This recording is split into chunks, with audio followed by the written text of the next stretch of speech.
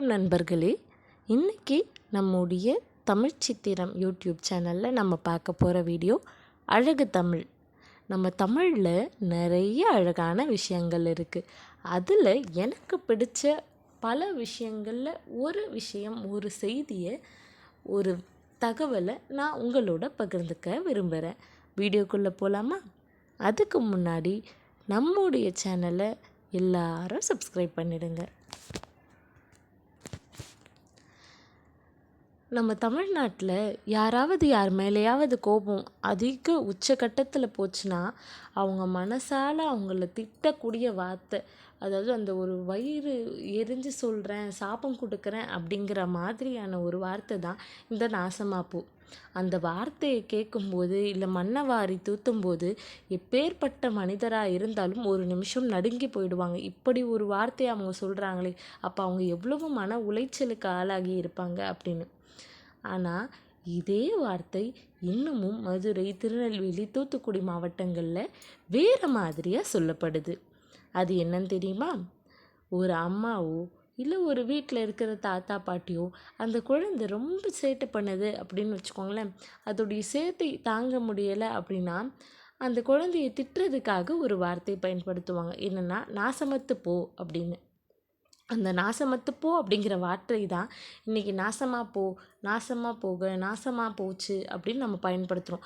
ஆனால் அதோடைய சரியான வடிவம் என்னென்னா, நாசமத்து போ, நாசமத்து போக அப்படின்றது தான். அந்த நாசமத்து போக அப்படிங்கிறதுக்கு என்ன பொருள் தெரியுமா? வாங்க பார்க்கலாம். நாசம் அற்று போக அப்படிங்கிறது தான் நாசம் அத்து போகன்னு பேச்சு வழக்கில் சொல்கிறோம்.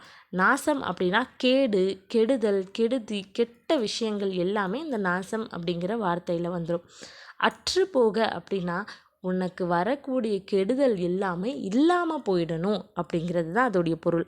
அதாவது வீட்டில் தன்னுடைய குழந்தை சேட்டை தான் பண்ணுது, குறும்புத்தனம் பண்ணுறாங்க, நமக்கு நிறைய தொல்லை கொடுக்குறாங்க. இருந்தாலும் கூட அந்த குழந்தையை திட்டும்போது கூட தவறி கூட அவங்க தப்பான வார்த்தைகளை பயன்படுத்துறது கிடையாது. அதுதான் நாசமற்று போக, அதாவது உனக்கு வரக்கூடிய கெடுதல்லாம் இல்லாமல் ஆகணும் அப்படின்னு. அப்போ பாருங்கள், நம்ம தமிழ் மொழியில் ஒருத்தவங்களை திட்டும்போது கூட அவங்க கெட்டு போகக்கூடாது அப்படின்னு நினச்சவங்க அந்த உயர்ந்த கொள்கை உடையவங்க. அதனால தான் நாசம் அற்று போக அப்படின்னு சொல்லி திட்டியிருக்காங்க. ஆனால் நாம் தான் இன்றைக்கி அதை மாற்றி மருவி நாசமாக போ அப்படின்னு சொல்லி சொல்கிறோம். இதுக்கப்புறம் இந்த தவறை செய்யாதீங்க.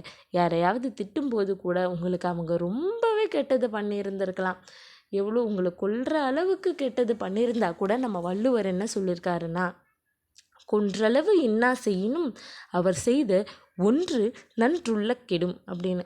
அதாவது ஒருத்தவங்க நம்ம கொள்ளையே பண்ணுற அளவுக்கு தீமை செஞ்சால் கூட ஒரு நிமிஷம் நின்று யோசிங்க. அவங்க செஞ்ச ஏதாவது ஒரு நல்ல விஷயம் இருக்கும், உங்களுக்காக ஏதோ ஒரு வகையில் எப்போயாவது ஒரு உதவி செஞ்சுருப்பாங்க.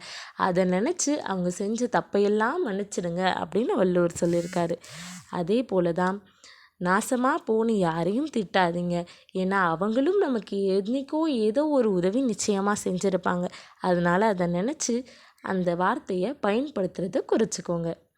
என்ன நண்பர்களே, இந்த வீடியோ உங்களுக்கு பயனுள்ளதாக இருந்திருக்கும்னு நினைக்கிறேன். மறக்காமல் நம்ம வீடியோவை லைக் பண்ணுங்கள், ஷேர் பண்ணுங்கள்.